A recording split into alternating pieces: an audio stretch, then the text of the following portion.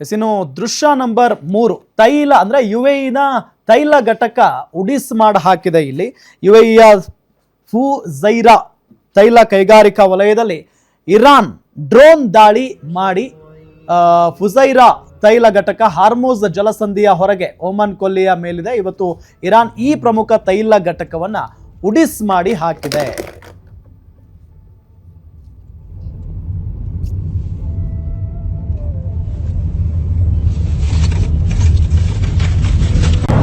هاي وحدة تو لا حول ولا قوة صوب يطفوا يا الله.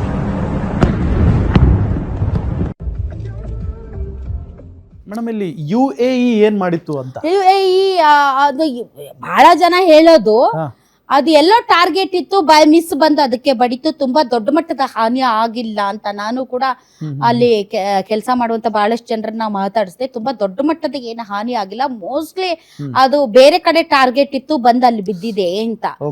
But ಏನೇ ಆಗಲಿ, ಈಗ ಅಲ್ಲಿರುವಂತ ಅರಬ್ ರಾಷ್ಟ್ರಗಳು ಐಡಿಯಾಲಜಿಕಲಿ ಇರಾನ್ ಜೊತೆಗೆ ಇರಬೇಕು ಅಂತ ಇರಾನ್ ಬಯಸುತ್ತೆ. ಹೌದು, ಐಡಿಯಾಲಜಿಕಲಿ. ಯಾಕಂದ್ರೆ ಮುಸ್ಲಿಂ ಅದು ಸುನ್ನಿ ಇರ್ಬೋದು, ಶಿಯಾ ಇರ್ಬೋದು, ಬಟ್ ಮುಸ್ಲಿಂ ಕ್ರಾಂತಿಯ ಅಡಿಯಲ್ಲಿ ನೀವೆಲ್ಲರೂ ನಮಗ್ ಸಪೋರ್ಟ್ ಮಾಡ್ಬೇಕು ಅಂತ ಇರಾನ್ ನ ಮೈಂಡ್ ಸೆಟ್ ಇರೋದು.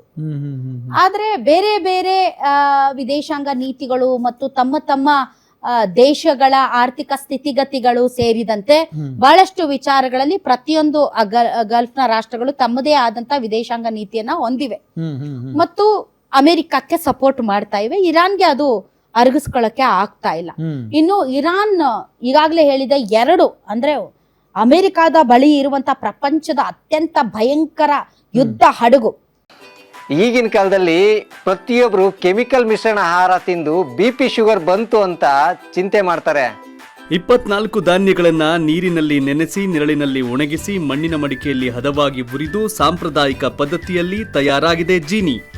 BP ಶುಗರ್ ದೂರ ಆಗ್ಬೇಕು ಅಂದ್ರೆ ಪ್ರತಿದಿನ ಜೀನಿ ಕುಡಿಯಿರಿ. USS ಅಬ್ರಹಾಂ ಲಿಂಕನ್, ಅದ್ರ ಬಗ್ಗೆ ಬಹಳ ಕೇಳಿದೀವಿ ನಾವು.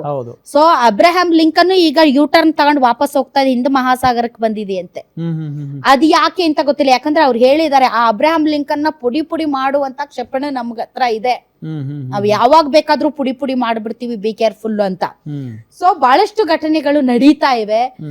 ಅಮೆರಿಕ ಮುಂದೇನು ಮಾಡುತ್ತೆ, ಇಸ್ರೇಲ್ ಅಂತೂ ಮಾಡೇ ಮಾಡುತ್ತೆ. ಇಸ್ರೇಲ್ಗೆ ಅದು ಆ ದೇಶ ಹುಟ್ಟಿದಾಗಿಂದ ಇಸ್ರೇಲ್ ಹುಟ್ಟೋದಕ್ಕಿಂತ ಮುಂಚೆ ಯುದ್ಧದಿಂದಲೇ ಆರಂಭ ಆಯ್ತು, ಕೊನೆಗೆ ಯುದ್ಧದಿಂದಲೇ ಮುನ್ನಡೀತಾ ಇದೆ. ಕೊನೆಗೆ ಯುದ್ಧ ಅವರ ರಕ್ತದಲ್ಲೇ ಇದೆ.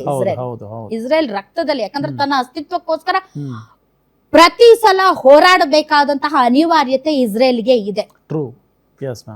ಸೊ ನೀವು ಗಲ್ಫ್ ಆ ಒಂದು ಮಧ್ಯಪ್ರಾಚ್ಯದ ದೇಶಗಳಲ್ಲಿ ನೋಡಿದ್ರೆ ಇರಾನು ಮತ್ತೆ ಇಸ್ರೇಲ್ ಒಂದು ದೇಶದ ಅತ್ಯುತ್ತಮ ಫ್ರೆಂಡ್ಸ್ ಅವರು, ಸಿಕ್ಕಾಪಟ್ಟೆ ಫ್ರೆಂಡ್ಸ್ ಅವರು.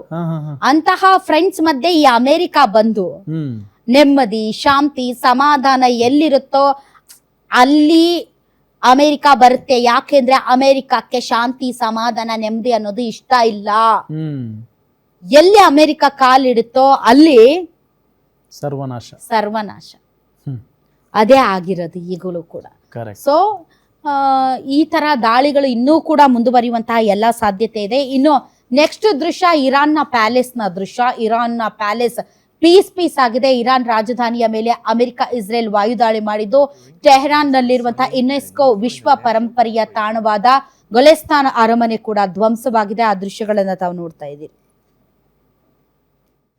Have not only caused physical destruction, but also